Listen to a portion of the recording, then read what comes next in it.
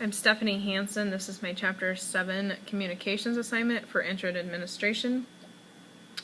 We're going to discuss the difference between nonverbal and verbal behavior observed between staff, teachers during meetings or in their atmosphere. Communication process is very important to understand your coworkers or superiors. Basically, you are going to be senders or receivers throughout a communication process.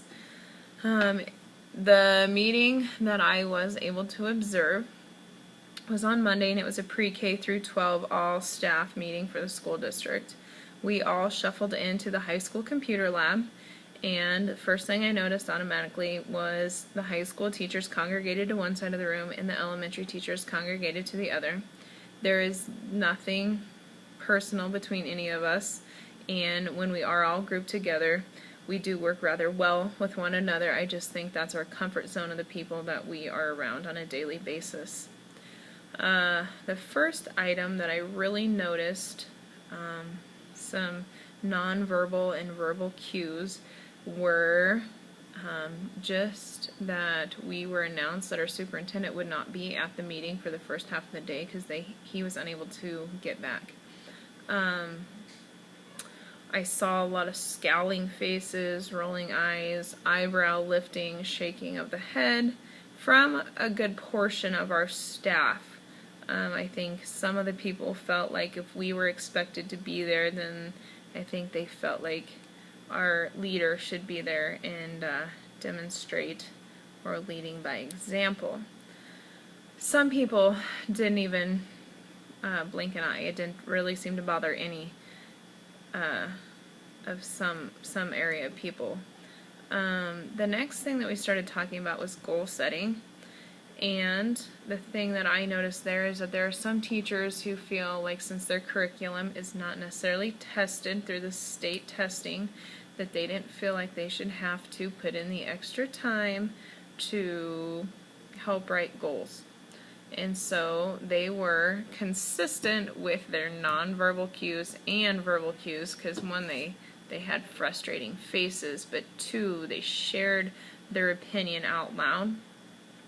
And that was taken into consideration, but still asked to be part of the learning team. I do feel like there are inconsistencies between nonverbal and verbal behaviors.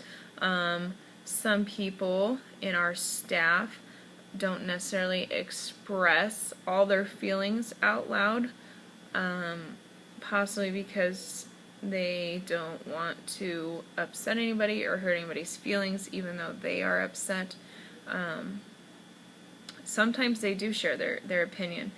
Some that don't agree step up and actually speak out. So those are consistent. But I do feel like a lot of our young teachers who are not tenured tend to stay quiet. They do share amongst other co-workers about their aggravatedness, but they don't necessarily share it out loud with superiors. So there are inconsistencies in nonverbal versus verbal, because I believe they're afraid of what could happen to their job or the position, and they don't want to be putting their job on the line. But overall, I do think that we have a great staff, and we're all working together. Whether we agree verbally or non-verbally, we still work in the same direction to obtain goals. And I think that's very important, that we still work very hard, because we all want to strive to have great learning opportunities for every student. And so I think that is fabulous, and we can put our attitudes aside, whether we are upset or not, and go ahead and work through the tough matters.